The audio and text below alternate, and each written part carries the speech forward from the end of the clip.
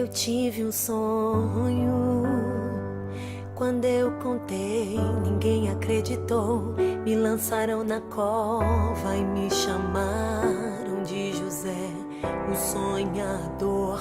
Mas não desisti de acreditar que ninguém jamais poderá matar o sonho que nasceu no coração de Deus, e no tempo certo Ele cumprirá.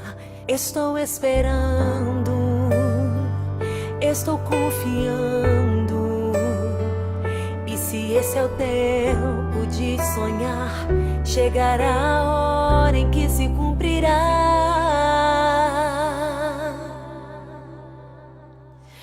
Aprendi a amar a Deus, não só pelo que faz na casa do meu pai ou na de Potifar.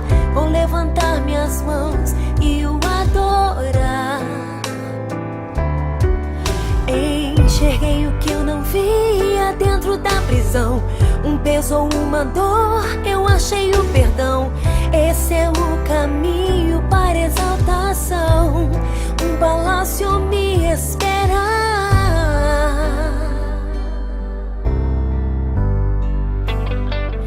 Eu tive um sonho. Quando eu contei, ninguém acreditou. Me lançaram na cova e me chamaram de José, o sonhador.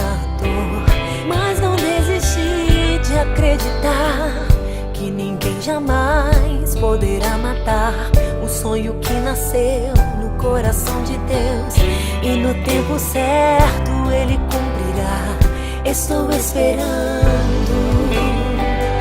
estou confiando, e se esse é o tempo de sonhar, chegará a hora em que se cumprirá.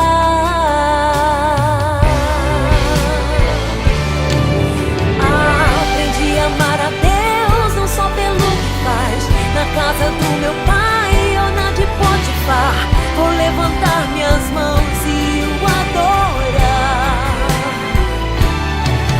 Enxerguei o que eu não via dentro da prisão, um peso ou uma dor, eu achei o perdão.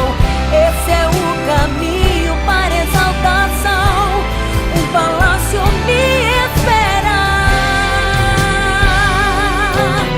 E quem me chamou de José sonhador, quando vê cumprindo o que o Senhor falou, vão trocar meu nome e me reconhecer, José provedor. E quem me chamou de José sonhador, quando ver cumprindo o que o Senhor falou, vão trocar meu nome e me reconhecer, José provedor.